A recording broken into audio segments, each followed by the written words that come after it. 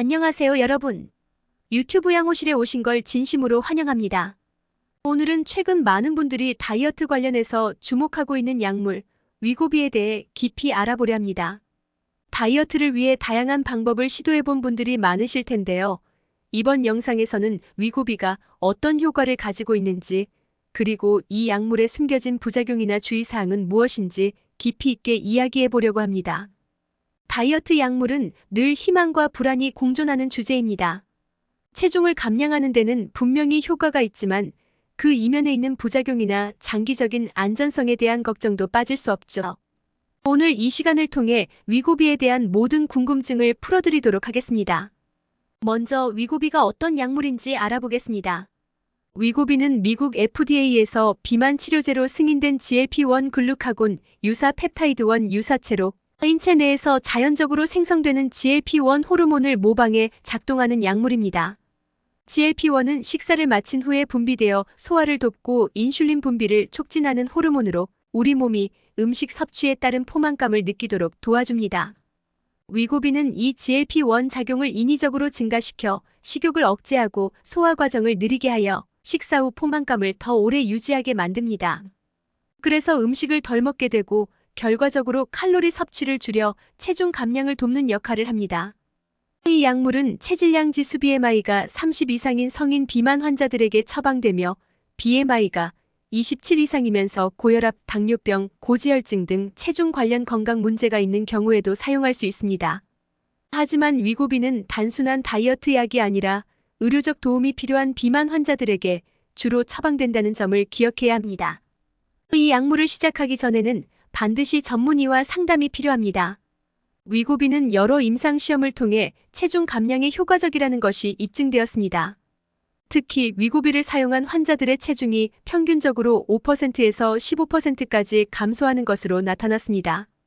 예를 들어 68주간의 임상시험에서 위고비를 복용한 참가자들이 평균적으로 12.4kg의 체중을 감량했다고 보고되었죠. 이 정도의 체중 감소는 단순히 외형의 변화를 넘어서 당뇨병 위험을 줄이고 고혈압을 개선하며 심혈관 건강에도 긍정적인 영향을 미칠 수 있는 수준입니다. 하지만 여기서 중요한 점은 위고비의 효과가 단순히 약물만으로 이루어지는 것이 아니라는 점입니다. 위고비는 적절한 식이요법과 함께 사용해야 최대의 효과를 볼 수 있습니다. 위고비를 복용하면서도 꾸준히 건강한 식습관을 유지하고 운동을 병행하는 것이 중요한 이유입니다. 위고비는 체중 감소뿐만 아니라 혈당 조절에도 도움을 주기 때문에 제2형 당뇨병 환자들에게도 종종 사용됩니다.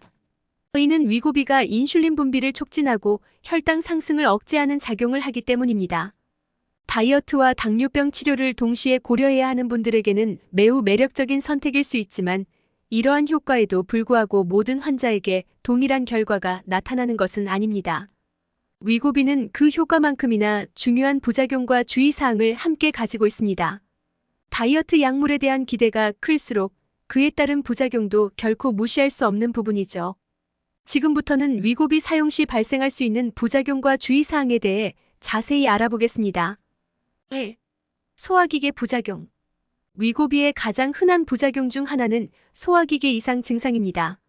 복용 초기에는 상당수의 환자들이 메스꺼움, 구토, 설사, 변비 등을 경험합니다. 이러한 증상은 대체로 약물을 처음 사용했을 때 가장 심하며 시간이 지나면서 어느 정도 완화될 수 있습니다. 하지만 일부 환자들에게는 이러한 증상이 지속적으로 나타나거나 심각한 수준으로 발전할 수 있습니다.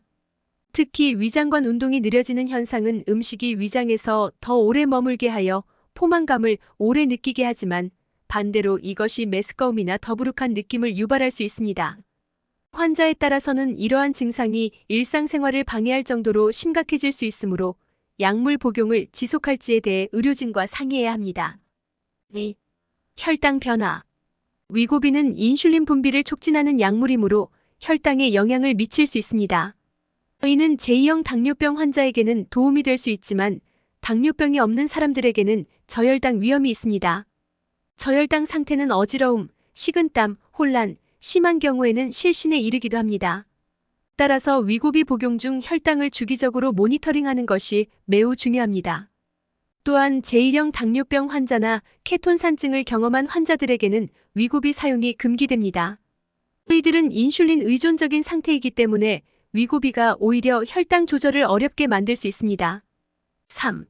췌장염 및 쓸개 관련 문제. GLP-1 유사체 약물의 특성상 췌장에 부담을 줄 수 있습니다. 임상시험 중 일부 환자들은 급성 췌장염을 경험하기도 했습니다.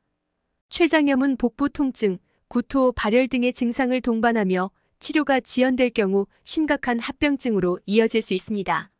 위고비를 복용하면서 지속적인 복통이나 메스꺼움이 느껴진다면 즉시 의료진의 도움을 받아야 합니다. 또한 위고비는 쓸개 관련 질환을 유발할 수 있습니다. 위고비를 사용한 일부 환자들은 담낭염이나 담석증을 겪었으며 특히 쓸개에 이미 문제가 있던 환자들은 주의가 필요합니다. 4. 갑상선 종양 위험. 임상 연구에서는 GLP-1 유사체가 쥐 실험에서 갑상선 시세포 종양을 유발할 가능성이 있는 것으로 나타났습니다.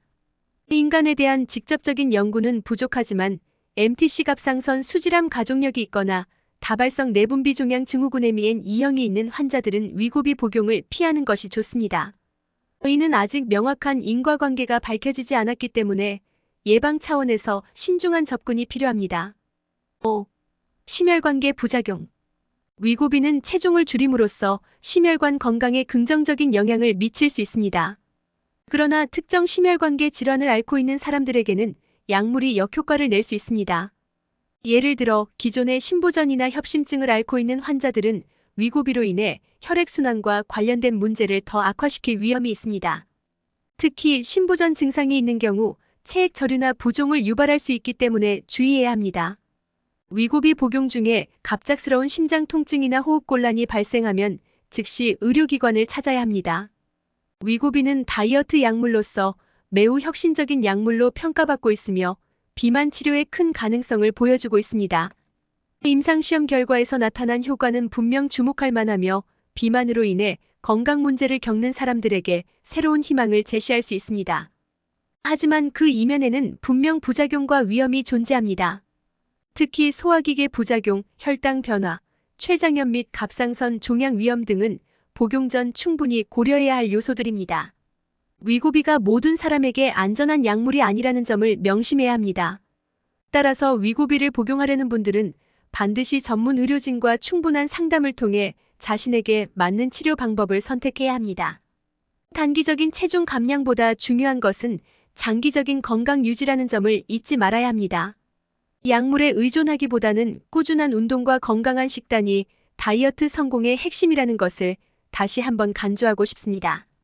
오늘 영상이 도움이 되셨다면 좋아요와 구독 버튼을 눌러주세요. 여러분의 다이어트 경험이나 질문도 댓글로 남겨주시면 다음 영상에서 함께 다뤄보도록 하겠습니다.